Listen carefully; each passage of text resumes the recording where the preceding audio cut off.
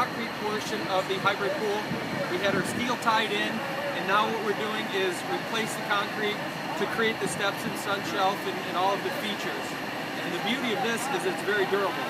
So not only can we create any shape we want, but now it's a much more durable finish than a traditional fiberglass step that goes on a vinyl liner pool. This way we can also finish it off with anything we want. We can decorate it with tile, we can put any type of coloring that we want into the finish, and it really blends the pool well together.